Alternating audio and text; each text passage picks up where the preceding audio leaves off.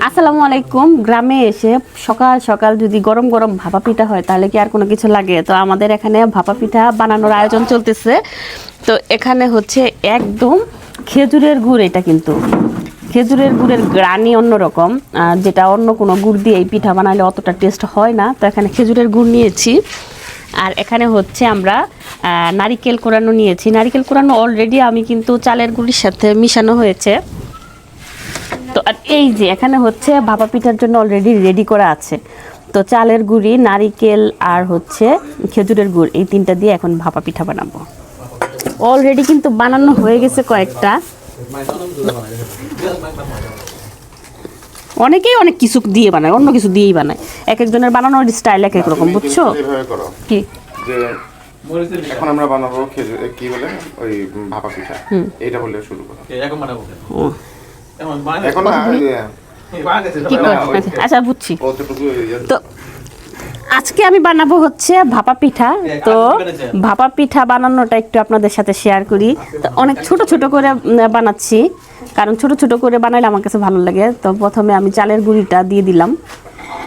এটা কিন্তু একটু প্রসেস করে নেওয়া, নর্মাল চালের গুঁড়ি দিলেই কিন্তু ভাপা পিঠা হয়ে যায় না।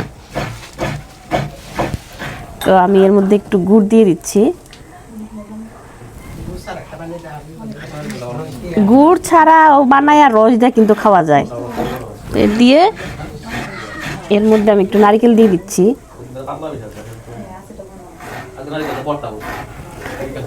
এখন এর মধ্যে দিয়ে দিব হচ্ছে উপরে চালের গুঁড়া।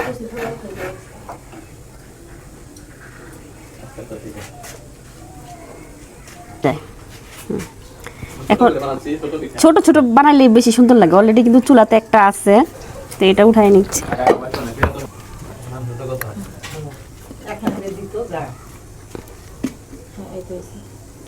এই যে দেখো, এই যে দেখেন কত সুন্দর পিঠা হয়েছে, কত সুন্দর দেখতে,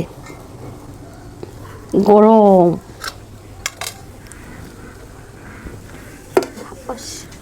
আমাদের হাতের কাছে হয়েছে এখন জালি ব্যাগ ছিল, এটা নিচ্ছি। অনেকে অনেক পাতলা পাতলা কাপড় দেয়, হ্যাঁ সুন্দর সুন্দর কাপড় দেয়। আমাদের কাছে তো রিসোর্স সীমিত এখানে, এই জন্য হাতের কাছে যেটা পাইছি সেটাই নিচ্ছি। এই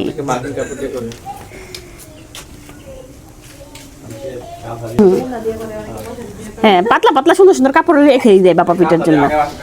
তো এখন এটাকে ঢেকে দিব।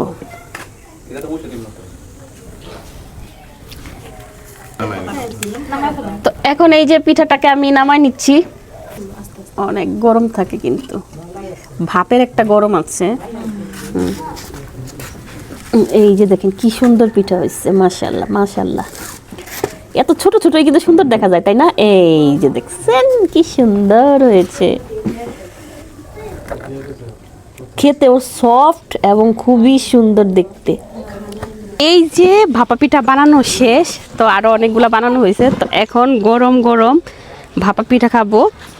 আরেকজন ওই সামনে বসে আছে, তাকেও দিব নিয়ে। দেখেন ভাপা পিঠাটার ভিতরে খেজুরের গুড়ের ভাপা পিঠা, খেতেই মজা। বিসমিল্লাহ।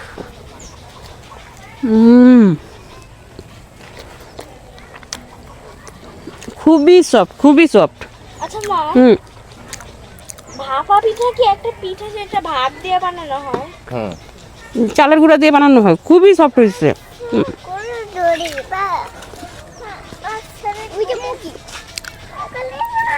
খুবই ভালো লাগতেছে।